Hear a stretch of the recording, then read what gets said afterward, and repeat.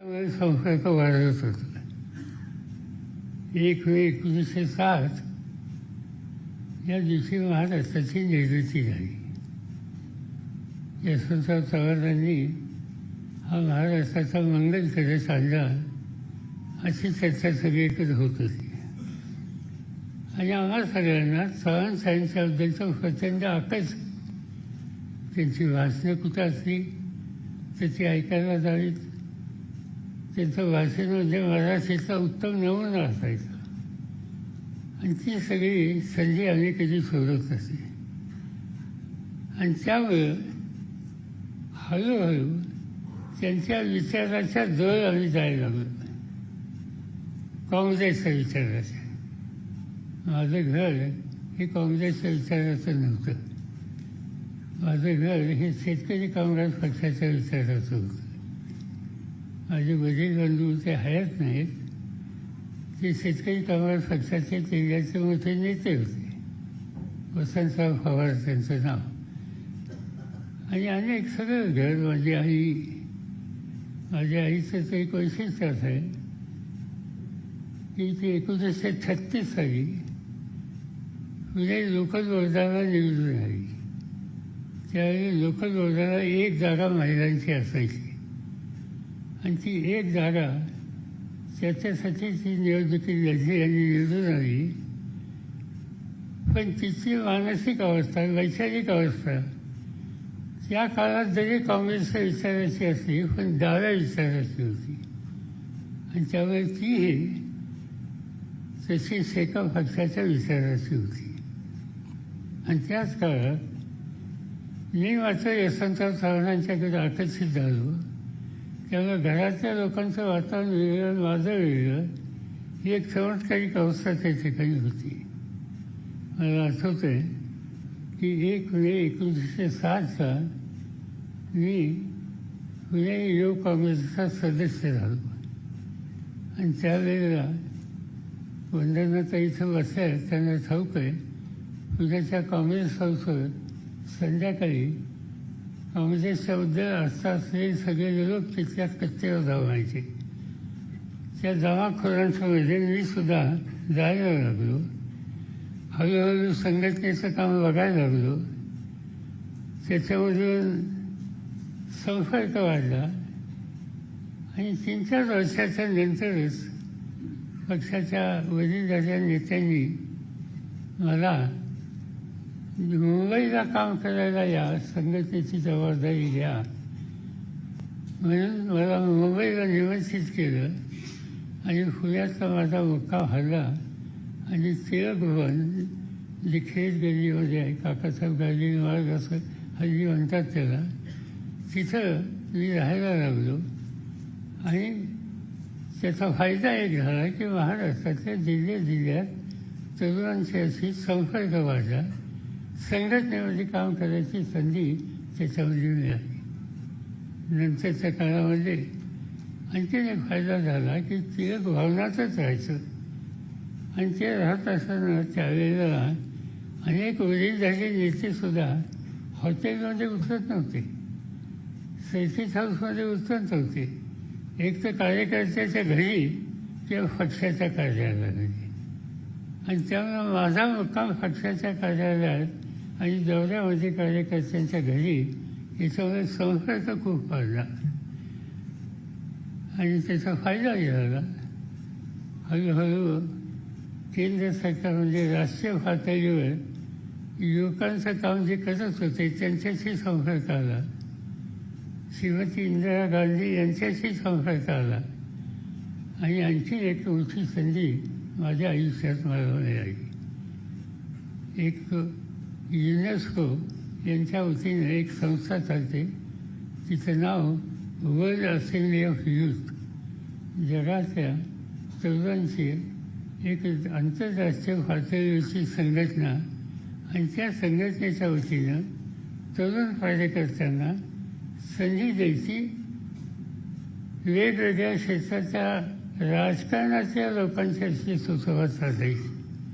आणि त्याच्यामध्ये माझी निवड झाली स्कॉलरशिपच्या वतीनं. आणि त्यांनी मला जपान, अमेरिका, कॅनडा, डेन्मार्क या देशात जायची संधी मिळाली. काम काय होतं म्हणजे गमतीचं काम होतं.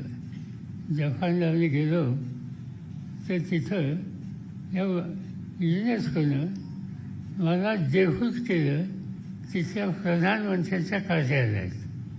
प्रधानमंत्र्यांचं नाव होतं इसाकू सातो. हे जपानचे प्रधानमंत्री आणि त्यांच्या ऑफिसमध्ये काम करायची संधी मला मिळाली. काम काय करायचं, त्यांचं दौरे कसे असतात ते आखायचे, त्यांच्या बैठका असतील त्याचं टाईम टेबल तयार करायचं. एखाद्या विषयात त्यांना कोणी भेटायला येणार असेल तर त्या व्यक्तीची फारसवी लक्षात घेऊन त्याच्यावरची नोट तयार करून त्यांना द्यायची. एक चांगला वेगळा अनुभव तिचा. जपानमधून कॅनडाला गेलो, तिथे प्रधानमंत्री होते, त्यांचं नाव लिस्टर पियर्सन. आणि लिस्टर पियर्सनच्या ऑफिसमध्ये मला जवळपास 1.5 महिना काम करायला मिळालं. आणि त्यानंतर सिनेटर बॉब केनेडी हे जे जॉन एफ केनेडी होते त्यांचे धाकटे बंधू, त्यांच्या ऑफिसमध्ये ते सिनेटर होते, तिथेही काम करायला संधी मिळाली. या पद्धतीनं या आंतरराष्ट्रीय पातळीवर नेतृत्व करणाऱ्या व्यक्तींच्या कार्यालयामध्ये साधारणतः कशा पद्धतीनं राजकीय पक्ष चालवतात, कशा पद्धतीनं संसदीय कामकाज करतात याची एक माहिती घ्यायची संधी माझ्या दृष्टीनं ही फार मोठी संधी मला स्वतःला त्या काळामध्ये मिळाली. आणि तेव्हाच 1966 साल सुरू झालं. भारतामध्ये निवडणुकीचं वातावरण सुरू झालं आणि मला पक्षाचा निरोप आला की तुम्ही दौरा सोडून परत या. आणि दौरा सोडून परत आलो. आणि त्यावेळेला पक्षामध्ये थोडे वाद होते. वाद असा होता की साधारणतः 2 टर्म झालेल्यांना पुन्हा तिकीट देऊ नका, नव्या लोकांना संधी द्या, काहीतरी नवीन कार्यकर्ते आणा, हा एक आग्रहाच्या काळामध्ये घेतलेला होता. आणि यशवंतराव चव्हाण साहेबांनी त्याला पाठिंबा दिला. आणि त्याच्यामध्येच विधानसभेला मी उभं राहावं याची चर्चा सुरू झाली. 67 साली मला तिकीट मिळालं, निवडणुकीला उभं राहिलो.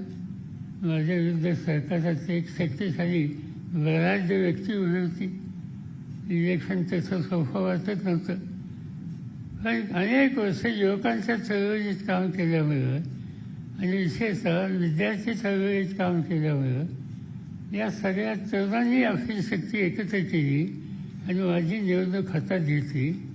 आणि त्याच्यामुळंच त्यांच्या कष्टामुळं मला त्यावेळी निवडून येणं शक्य झालं. वयाच्या 27व्या वर्षी मी महाराष्ट्राच्या विधानसभेत येऊ शकलो. त्यावेळेला वसंतराव नाईक हे महाराष्ट्राचे मुख्यमंत्री होते. महाराष्ट्राच्या मुख्यमंत्र्यांनी आम्हा लोकांना फार प्रोत्साहित केलं. नंतरच्या काळामध्ये छोट्या मोठ्या पदावर नेमलं. महाराष्ट्रामध्ये महाराष्ट्र विधिमंडळ काँग्रेस पक्षाचा सेक्रेटरी ही जागा रिक्त होती आणि तिथं माझी निवड केली गेली. आणि त्याचा परिणाम हे झाला की विधिमंडळाचं सेक्रेटरिएट, विधानसभेतल्या चर्चा, त्याच्यात भाषणं करायला कोणाला सांगायचं, कुणाची तयारी करून घ्यायची, या सगळ्याची जबाबदारी माझ्या सेक्रेटरी म्हणून असेल. आणि त्यामुळे विधिमंडळाच्या कामाचा त्यावेळेला फार एक अभ्यास करायची संधी मिळाली. आणि ही पहिली 5 वर्ष कशी संपली हे कळत सुद्धा नाही. 1972 आलं. पुन्हा एकदा मला पक्षाने संधी दिली, निवडून आलो. पण निवडून आल्याच्या नंतर मला महाराष्ट्राच्या वसंतराव नाईकांच्या मंत्रिमंडळामध्ये घ्यायचं आलं. आणि माझ्याकडे गृह खात्याचं राज्यमंत्री, त्याच्यानंतर जनरल ॲडमिनिस्ट्रेशन आणि इतर काही खात्यांचं काम दिलं. आणि त्याच्यापासून माझं सत्तेच्या राजकारणाचं काम सुरू झालं. म्हणजे 1967 साली मला पहिल्यांदा संधी मिळाली विधिमंडळात राहायची. त्या 67च्या फलापासून आजपर्यंत एकही दिवसाचा ठराव नाही. पण मी कुठं दाखवत केली, कधी विधानसभा, कधी राज्यसभा, कधी विधान परिषद, कधी राज्यमंत्री, कधी मंत्री, कधी मुख्यमंत्री, कधी विरोधी पक्षनेता, कधी कृषी खात्याचा देशाचा मंत्री. अशी जवळपास महाराष्ट्रातल्या जनतेनं, देशातल्या जनतेनं सतत 56 वर्ष मला सत्तेच्या राजकारणात ठेवलं.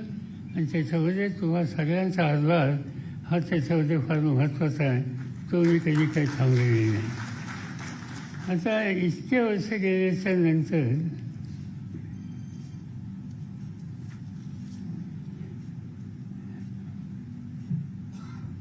आता अजूनही राज्यसभेची माझी 3 वर्ष शिल्लक आहेत. 56 19 इतकी वर्ष संधी मला नाही वाटत राजकारणामध्ये कोणाला असेल. मी पार्लमेंटमध्ये सुद्धा रेकॉर्ड करून बघतो, तसे एखाद दुसरीसुद्धा व्यक्ती मला बघायला मिळत नाही की जवळपास 56 वर्ष सतत विधानसभा किंवा लोकसभा किंवा राज्यसभा याचा अशी व्यक्ती आज या देशामध्ये बघायला मिळत नाही. एकच व्यक्ती आम्हाला बघायला मिळाली आणि ते म्हणजे तामिळनाडूचे माजी मुख्यमंत्री, काय त्यांचं नाव, करुणानिधी. त्याचाच एक कालखंड एवढा मोठा होता. अटल बिहारी वाजपेयी त्यांचा कालखंड जास्त होता. पण एकदा सिंधियांच्या विरुद्ध इलेक्शनमध्ये ते हरले गावले, त्यांनी पराभव घेतला. लालकृष्ण अडवाणी त्यांचा कालखंड खूप होता, पण दिल्लीमध्ये त्यांनी एकदा पराभव घेतला. सुदैवानं महाराष्ट्राच्या जनतेनं मला पराभवाचा रस्ता कधी दाखवला नाही. ही त्यांचं माझ्यावरचं फार मोठं वर्षाचं गोष्ट. 1999 साली राष्ट्रवादी काँग्रेसची स्थापना झाली. त्याच्यातून झालेली पार्श्वभूमिका या गोष्टी आपल्याला सगळ्यांना ठाऊक आहेत. आपल्याकडे अनेक सरकारी पहिल्या दिवसापासून राष्ट्रवादी काँग्रेस पक्षामध्ये सहभागी झालेली होते. आणि तेव्हापासून गेली 24 वर्ष राष्ट्रवादी काँग्रेस पक्षाचा अध्यक्ष म्हणून मी काम करतो. म्हणजे सार्वजनिक जीवनामध्ये 1 मे 1960ला सुरुवात केली आणि आत्तापर्यंत 63 वर्ष हा माझा प्रवास चालू आहे. आणि मी आत्ता सांगितलं की या 63मध्ये 56 वर्ष सत्तेच्या राजकारणामध्ये माझा सहभाग झालेला होता. आता जी 3 वर्ष राहिली तर मी आता निवडणुकीला उभा राहणार नाही. 3 वर्ष जी राहिलेली आहेत या 3 वर्षामध्ये राज्याच्या आणि देशाच्या प्रश्नामध्ये अधिक लक्ष घालण्यावर माझा भर राहणार. याशिवाय मी कोणतीही दुसरी अन्य जबाबदारी घेणार नाही. आणि 1 मे 1960 ते 1 मे कालच 1 मे झाला, 1 मे 2023 इतक्या प्रदीर्घ कालावधीच्या नंतर कुठेतरी थांबायचा विचारसुद्धा केला पाहिजे. माणसाला अधिक उभं असू नये. आणि इतकी वर्ष संधी मिळाल्याच्या नंतर आणखी उभं ठेवण्याच्या संबंधीची भूमिका मी तर कधी घेणार नाही. आणि त्यामुळं तुम्हाला अस्वस्थता कदाचित वाटेल, पण मी राष्ट्रवादी काँग्रेस पक्षाच्या अध्यक्षपदावरून निवृत्त व्हायचा निर्णय आज घेतलेला आहे. हे जरी असलं तरी शिक्षण, शेती, सहकार, क्रीडा, सांस्कृतिक क्षेत्र याच्यात अधिक काम करायचा माझा मानस आहे. आणि तसेच युवक, युवती, विद्यार्थी याच्यामध्ये काम करणाऱ्या कार्यकर्त्यांना अधिक प्रोत्साहित करून कामगार, दलित, आदिवासी आणि समाजाच्या कमकुवत घटकांच्याकडं अधिक लक्ष देण्याची भूमिका मी या ठिकाणी घ्यायचं ठरवलेलं आहे. मी अनेक सार्वजनिक संस्थांच्यामध्ये काम करतो. आपल्याला कदाचित माहीत असेल की सातारची रयत शिक्षण संस्था, विद्याप्रतिष्ठान बारामती, मुंबईचं मराठी मंदिर, महात्मा गांधी सर्वोदय संघ उदय कांचन, विद्यानगर विद्यामंडळ बारामती, अखिल भारतीय शिक्षण परिषद पुणे अशा ज्या संस्था आहेत ज्याच्या जवळपास 4 लाखाच्या पेक्षा जास्त विद्यार्थी आहेत, या सगळ्या संस्थांच्यामध्ये मी पदाधिकारी आधी आहे. आणि हे करत असताना सुद्धा अन्य क्षेत्रात मी फार लक्ष देतो. उदाहरणार्थ वैज्ञानिक क्षेत्राला प्रोत्साहित करणारं नेहरू सेंटर, महाराष्ट्राच्या प्रश्नाच्या संबंधी अभ्यास करणारं यशवंतराव चव्हाण प्रतिष्ठान आणि याशिवाय वाचन संस्कृतीला प्रोत्साहन देणारी की ज्या संस्थेमध्ये काही लाख ग्रंथ आहेत ती मोबाईल मराठी ग्रंथ संग्रहालय, विद्यार्थी माझ्यावरतीचं सहकारी आहेत, त्या संस्थेमध्ये आधी मी पदाधिकारी आहे. आणि हे काम मी असं चालू ठेवणार आहे. महाराष्ट्रामध्ये साखरेचा धंदा हा एक महत्त्वाचा धंदा आहे आणि या व्यवसायाच्यासाठी जे संशोधन आणि एक्सटेन्शन सर्व्हिसचं काम करणारी वसंतदादा शुगर इन्स्टिट्यूट या संस्थेची जबाबदारी अध्यक्ष म्हणून माझ्याकडे आहे. तिथे मी अधिक वेळ त्या ठिकाणी द्यायचा प्रयत्न करणार आहे. आणि म्हणून गेल्या 7 वर्षामध्ये महाराष्ट्राला आपण सगळ्यांनी मला खवळीपणे साथ आणि प्रेम दिलं हे मी कधी विसरू शकत नाही. आणि यापुढं एकदा मी संघटनेच्या संदर्भातला एक निर्णय जाहीर केल्याच्या नंतर पुढं काय करायचं, कसं करायचं याचा विचार करावा लागेल. आणि त्यासाठी मी राष्ट्रवादी काँग्रेस पक्षाच्या सदस्यांची एक समिती नेमावी असं ज्यांचा अजित आणि बाकीच्या सगळ्या प्रफुल्लभाई यांना सुचवणार आहे. आणि या समितीमध्ये त्यांचं काम हे आहे की त्यांनी उद्या त्याला संघटनेची जबाबदारी कोणाला द्यावी, कशी द्यावी यासंबंधीचा निकाल घ्यावा. आणि त्या समितीमध्ये श्री प्रफुल्ल पटेल जे उपाध्यक्ष आहेत, सुनील तटकरे, के शर्मा जे जनरल सेक्रेटरी हैं, त्याच्यानंतर PC चाको केरळचे अध्यक्ष आहेत, झिरो उपाध्यक्ष आहेत, अजित पवार, जयंत पाटील, सुप्रिया सुळे, छगन भुजबळ, दिलीप वळसे पाटील, अनिल देशमुख, राजेश टोपे, जितेंद्र आव्हाड, हसन मुश्रीफ, धनंजय मुंडे, जयदेव गायकवाड याशिवाय ज्या संघटनेच्या इतर शाखा आहेत, फौजिया खान अध्यक्ष राष्ट्रवादी महिला काँग्रेस, धीरज शर्मा अध्यक्ष राष्ट्रवादी युवक काँग्रेस, सोनिया दुहान अध्यक्ष युवती काँग्रेस आणि अध्यक्ष राष्ट्रवादी विद्यार्थी काँग्रेस या सगळ्यांनी बसून पुढच्या संबंधीचा निकाल हा त्या ठिकाणी घ्यावा.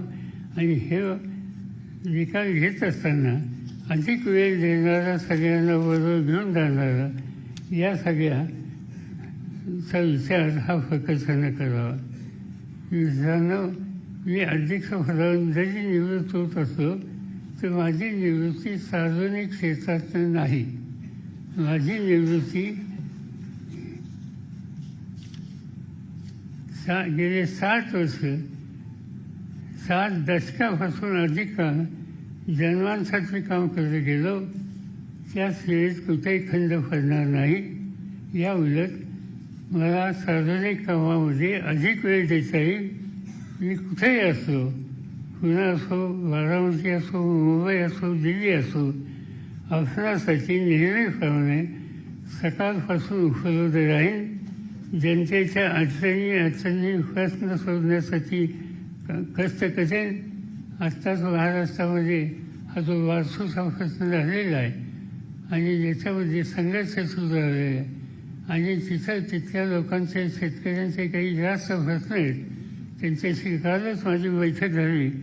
असे जे काही प्रश्न असतील त्या प्रत्येक प्रश्नामध्ये शेवटच्या माणसाच्या हिताची दखल करण्यासाठी तुमच्याबरोबर, तुमच्या खांद्याला खांदा लावून मी त्या ठिकाणी लक्ष करेन. ह्याकडे ही खात्री देऊ इच्छितो. सततचा प्रवास हा माझ्या जीवनाचा भाग झाला आहे.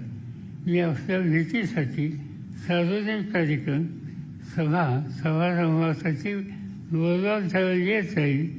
आपल्याशी संवाद साधण्यासाठी, आपल्या समस्या जाणून घेण्यासाठी, आपली गाणी ऐकण्यासाठी आणि वेळप्रसंगी कुठलंही सरकार असो त्या सरकारसमोर हे प्रश्न मांडण्यासाठी माझी पालखी ही अखंड चालू राहील हा विश्वास मी देतो. जनतेचं प्रेम, सरकारच्यांचं प्रेम, त्यांचा विश्वास हाच माझा श्वास आहे. यापुढं आपणापासून कोणतीही हरकत नाही. मी आपणासमोर होतो आहे आणि शेवटच्या श्वासपर्यंत राहीन एवढंच या ठिकाणी सांगतो आणि आपली रजा घेतो.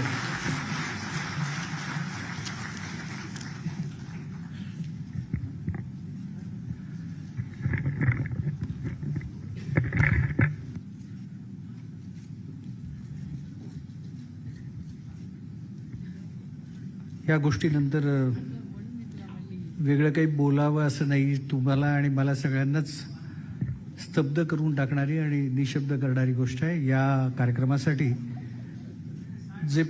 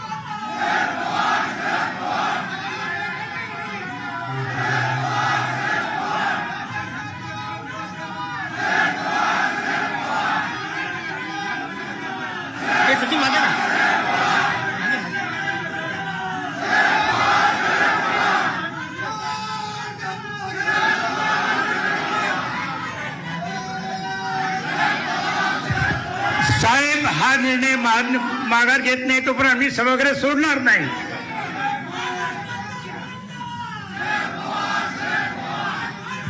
साहेबांचा हा निर्णय आमच्यापैकी कोणालाही मान्य नाही. साहेबांनी हा निर्णय मागे घ्यावा ही विनंती आहे.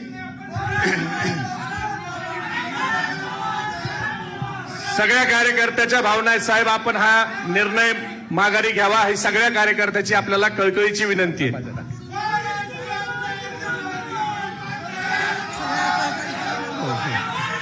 एक मिनिट.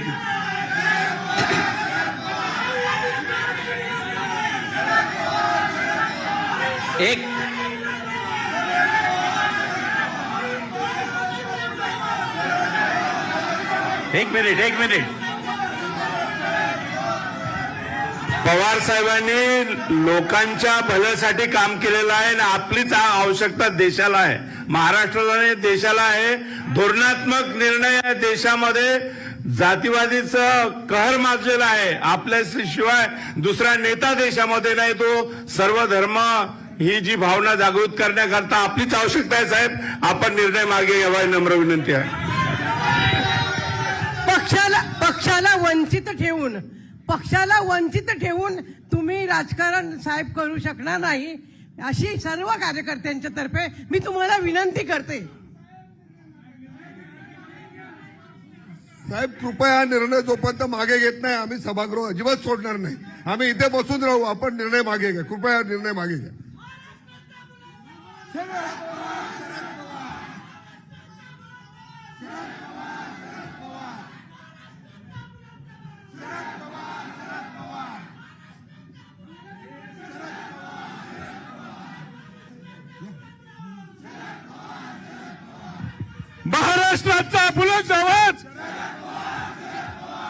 महाराष्ट्राचा बुलंद आवाज, महाराष्ट्राचा बुलंद आवाज.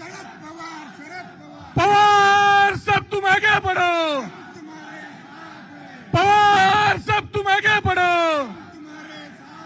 महाराष्ट्राचा बुलंद आवाज, महाराष्ट्राचा बुलंद आवाज, महाराष्ट्राचा बुलंद आवाज. पवार सब तुम आगे बढ़ो, पवार सब तुम आगे बढ़ो. महाराष्ट्राचा बुलंद आवाज, महाराष्ट्राचा बुलंद आवाज. साहेब, आपण फुले शाहू आंबेडकरांच्या विचाराचे समर्थ साक्षीदार आहात. आज साहेब आम्हाला कोण आहे? समतेचा पुजारी म्हणून महाराष्ट्र नाही देश आपल्याकडे पाहतोय. आमच्यासारख्या छोट्या कार्यकर्त्यांना आमच्यावर मायेची पाखर करणारा हा नेता अशा पद्धतीने जर पक्षापासून दूर जात असेल, पक्षाची जबाबदारी घेणारे अनेक समर्थ नेते कार्यकर्ते आहेत, पण आजही साहेब आमच्याकडं दीन दुबळ्यांकडं दलितांच्याकडं बघणारं कोणी नाहीये. म्हणून शेतीपासून ते सामाजिक कार्यापर्यंत तुम्ही आम्हाला मायेची पाखर करणारे तुम्ही आहात. म्हणून मायेच्या पाखर करणाऱ्या माणसानंच पक्षाचं नेतृत्व करावं अशी या महाराष्ट्राची इच्छा आहे. आणि म्हणून नंतर आंबेडकरांच्या नंतर छत्रपती शिवाजी महाराजांच्या नंतर आम्हाला आमचा वाली कुणीही नाही, आमचे अश्रू पुसणारे कुणीही नाही. आणि म्हणून या कळकळीची विनंती आहे साहेब आपल्याला की आपणच पक्षाची धुरा समर्थपणानं पुढे घेऊन जावी. माननीय पवार साहेब, माझी कळकळीची विनंती आहे. सामान्य कुटुंबातील गोरगरीब वंचित कुटुंबातील मुला मुलींना संधी देणारी राष्ट्रवादी पक्ष आहे. आमची अशी इच्छा आहे, तुम्ही जर असं करत असाल तर आम्ही सगळेजण, मी तर स्वतः, आम्ही राजकीय जीवनात कार्यरत राहणार नाहीत. आदरणीय पवार साहेबांना माझी विनंती आहे, संबंध महाराष्ट्राच्या वंचित कुटुंबातल्याच नाही तर प्रत्येक झोपडीतल्या राहणाऱ्या माणसाकडून की तुम्ही हा आपला निर्णय मागे घ्यावा. आम्ही जर महाराष्ट्रभर फिरत असू तर आम्ही फक्त तुमच्या नावामुळे फिरतोय. त्यामुळे साहेब, तुम्ही हा निर्णय मागे घ्या, तोवर आम्ही हे सभागृह सोडणार नाही.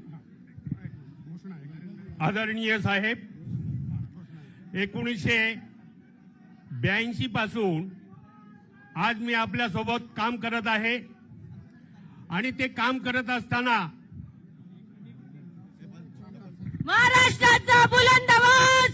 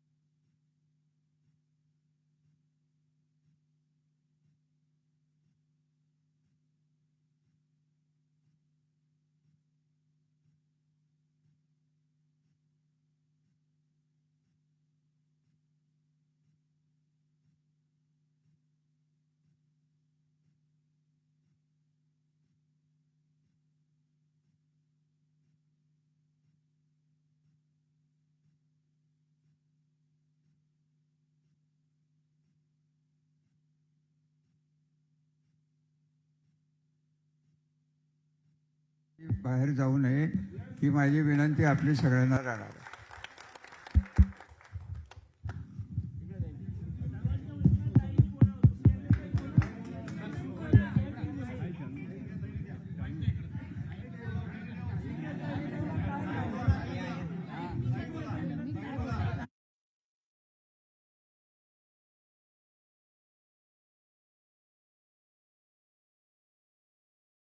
लोक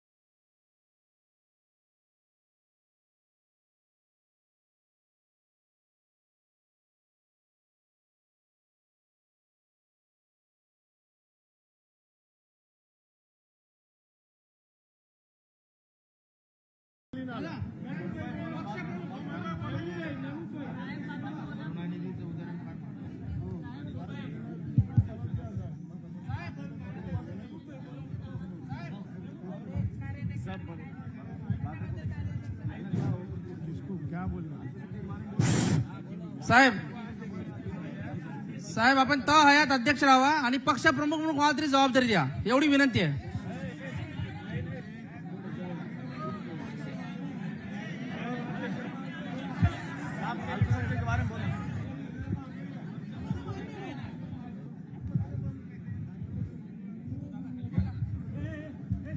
हॅलो आदरणीय साहेब, सर्व आमदारांचे फोन सगळ्या राज्यभरातून येत आहेत. आपले सगळे सहकारी आहेत ते अतिशय पॅनिक झालेले आहेत साहेब, आणि खूप लोकांचे फोन येतात. दादा खरं म्हणजे आता आपण साहेबांनी ताबडतोब आपला निर्णय मागे घ्यायला पाहिजे. फोन घेऊन आता आणि मतदारसंघातून लोकांचे फोन येतात, आपल्या सगळ्या आमदारांचे फोन येत आहेत की ते सगळे आम्ही येऊ का काय वगैरे, आणि आपण आजच्या पद्धतीने तर आपल्याला ताबडतोब सांगावं लागेल त्यांना की आपण हा निर्णय स्थगित करताय म्हणून. जास्त आता अंतपणाचा वेळ नाही, काही अघटित घडू नये एवढेच मी आपल्याला विनंती करतो साहेब. त्यामुळे आपण हा निर्णय ताबडतोब मागा घ्या साहेब. म्हणजे विलंबाला हे आपण विलंब करू नये, माझं आपल्याला विनंती आहे. आणि खूप लोकांचे फोन येत आहेत, प्लीज साहेब.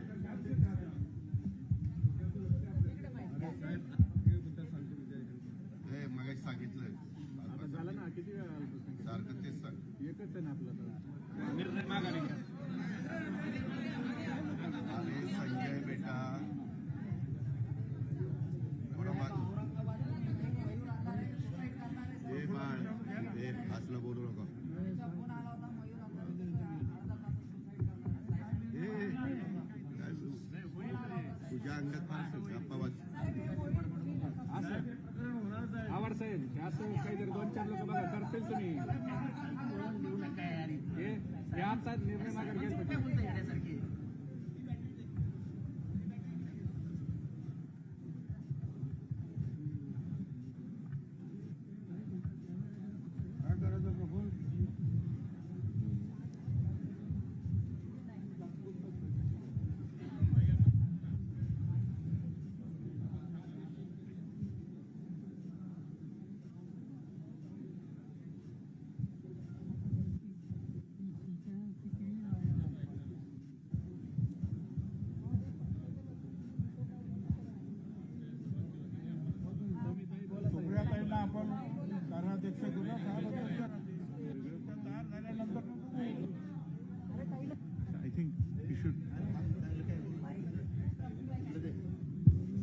माझी आपल्या सर्वांना विनंती आहे, साहेबांच्या समक्ष जे काही तुम्ही बोलत आहात, तुमची भावना त्यांना समजलेली आहे, सगळ्यांना समजलेली आहे, आणि ह्या प्रसार माध्यमातून अख्खा महाराष्ट्राने देशाला पण समजलेली आहे.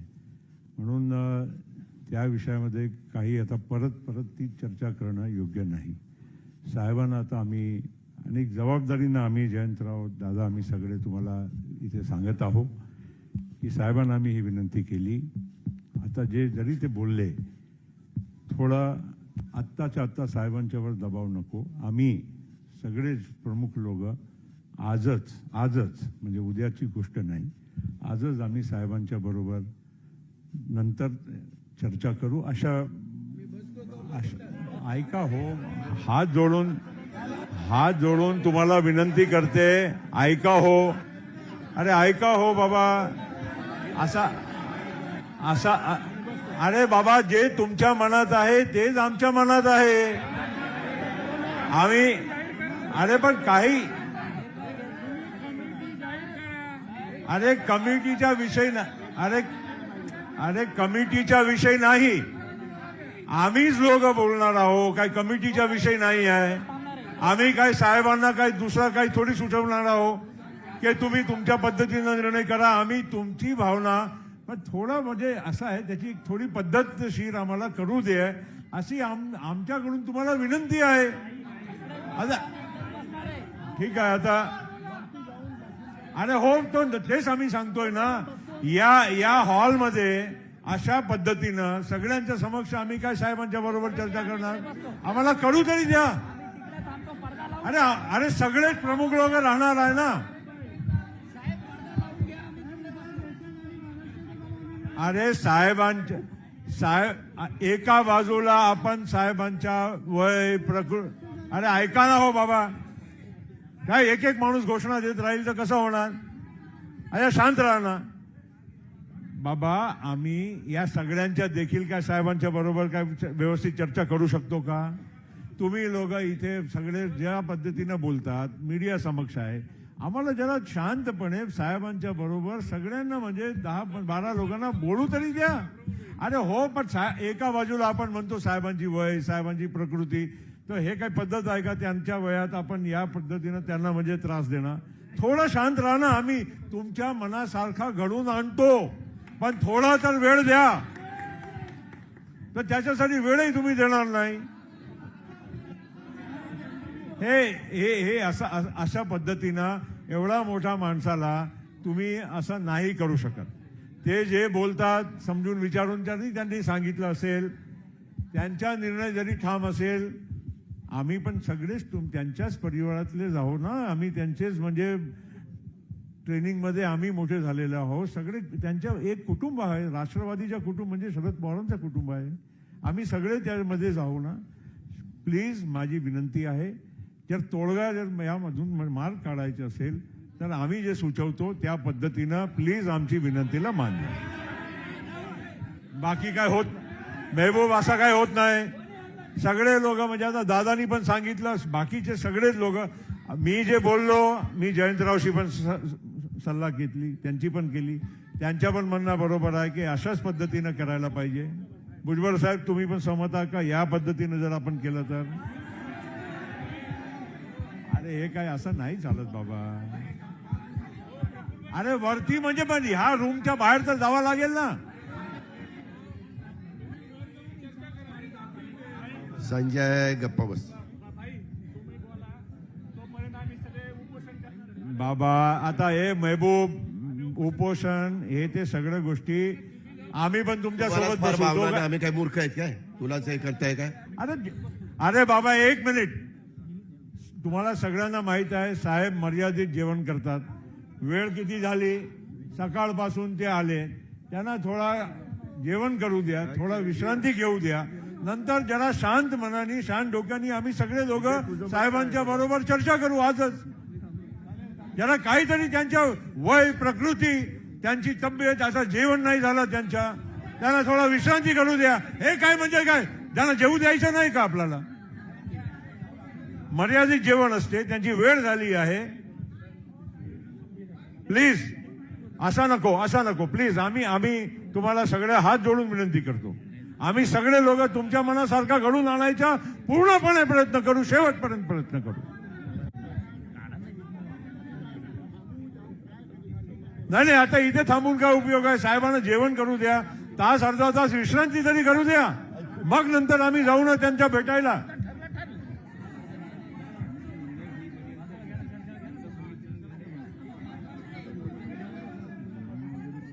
नाही हे बघा, आता ऐका जरा. अच्छा जरा साहेबांची एक स्पेसिफिक जेवणाची वेळ असते, राहू दे. त्याच्यामुळे साहेबांना जाऊ द्या, आपण निर्णय घेऊ.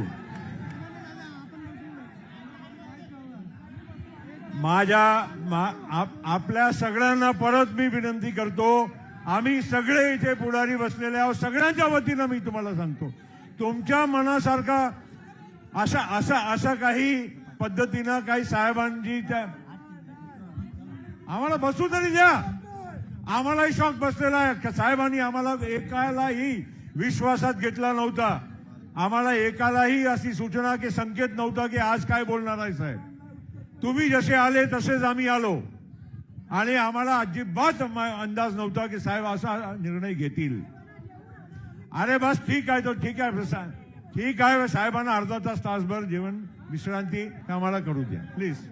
नंतर आम्ही बोलू आणि तुमच्या मनासारखा घडवून आणू. परत सांगतो तुम्हाला.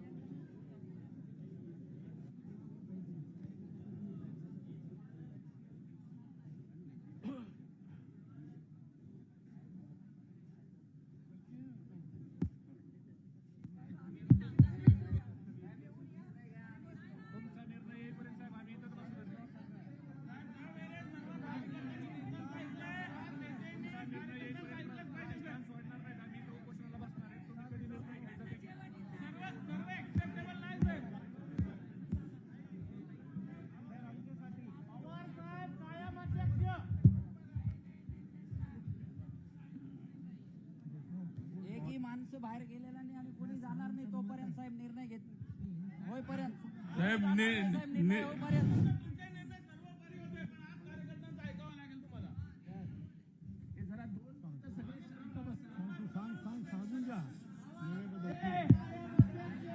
जोपर्यंत निर्णय होत नाही तोपर्यंत कोणी सभागृह सोडणार नाही. कोर कमिटीने वर जाऊन निर्णय घ्यावा ना.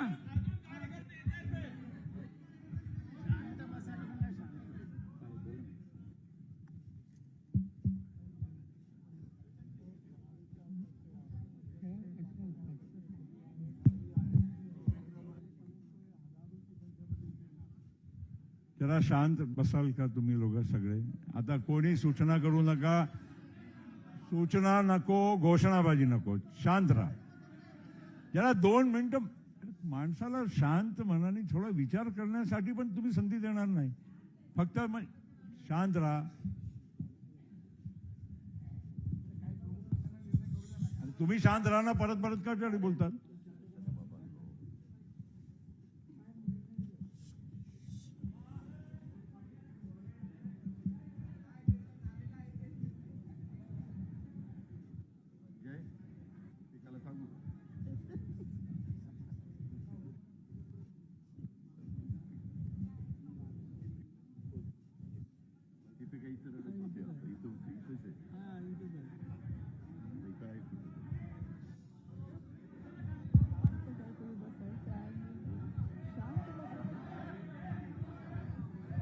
सुनील, तू मध्ये आला बाळा. तू विद्यार्थ्यांचा पुढे नाही, जरा मागव. ते बहिणींना त्रास होतो. थोडं मागवा ना प्लीज. संजय जरा मागवा ना. म्हणजे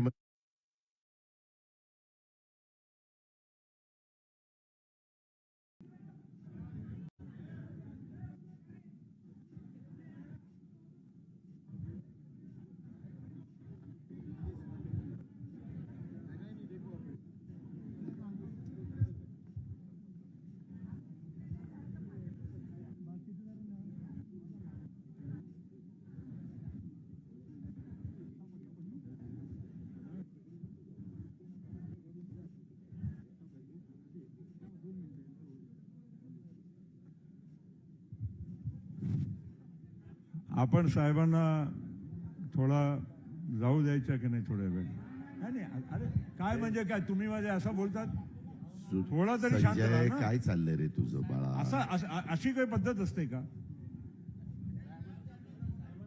जाऊ द्या, काहीतरी भरोसा ठेवा ना. नाही असा नको करा प्लीज. जाऊ द्या, चला जाऊ द्या, चला जाऊ द्या. एकही माणूस गडबड करणार नाही. साहेबांना जाऊ द्या.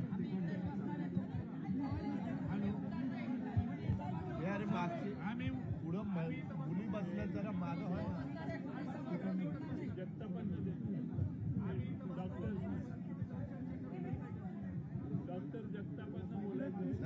काय नाही डॉक्टर, इकडे थांबा जरा.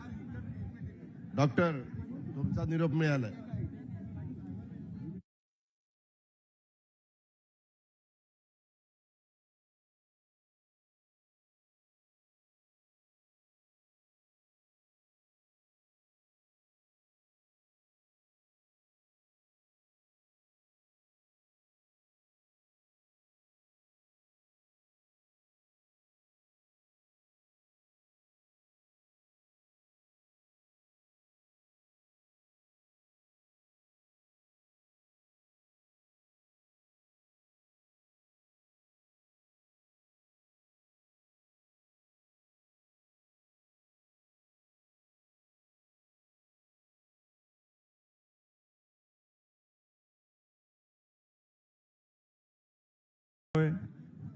ते राज्यसभेचे सदस्य राहणार आहे ते सांगितलं ना साहेबांनी. कुठे सांगितलं साहेबांनी की मी राज्यसभेची सदस्यता सोडतोय? असं अजिबात बोलले नाही. प्लीज.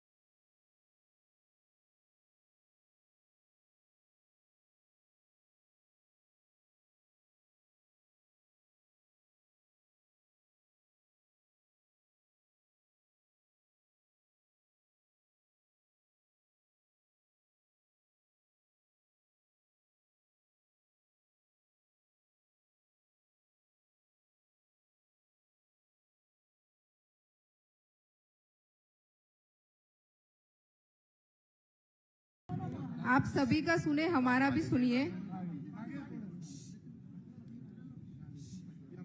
हम नवाब भाई की 2 बेटियां यहाँ आए हैं आपसे गुजारिश करने कि हमारे पिताजी की नाम गैर हाजिरी में आप हमारे पिताजी के स्वरूप है. आप प्लीज अपना डिसीजन वापस लीजिए और हमारे साथ आप जैसे उबे खड़े हैं आप हमारे साथ वैसे खड़े रहिए.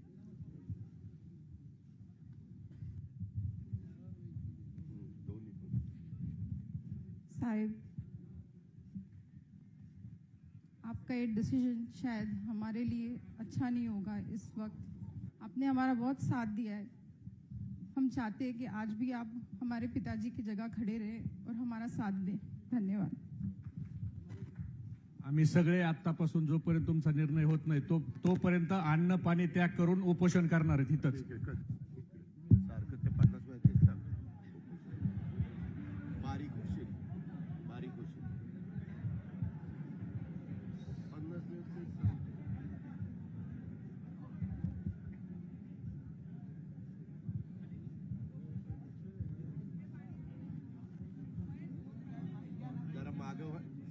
थोडं मुलींना इथं त्यांना जागा द्या. घ्या मागे घ्या जरा, नंतर ढकलतात.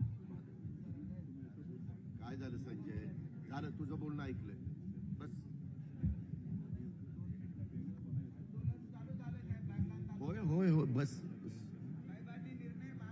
हो हो हो, तुझं ऐकणार आहेत. बस.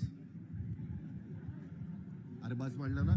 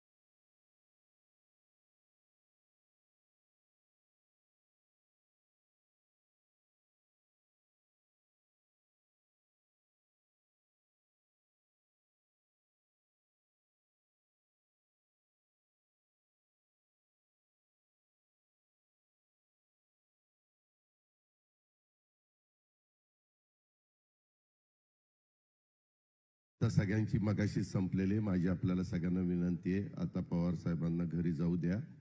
आम्ही थोडा वेळ तुम्हाला सगळ्यांच्या इथं थोडा वेळ थांबतो, नंतर आम्ही पण घरी जाऊन साहेबांना कन्व्हिन्स करतो आणि साहेबांचा निर्णयाच्या बद्दल साहेबांशी चर्चा करून त्याच्यातनं मार्ग काढायचा. आता सगळ्यांचं ऐकून घेतलंय, सगळ्यांनी आपापल्या परीनं भावना तीव्र केल्या.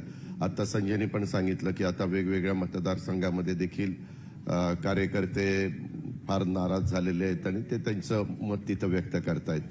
त्याच्यामुळं आता साहेबांना गेल्यानंतर आम्ही 4-5 वाजता तिथं जाऊ सिल्वर ओकला.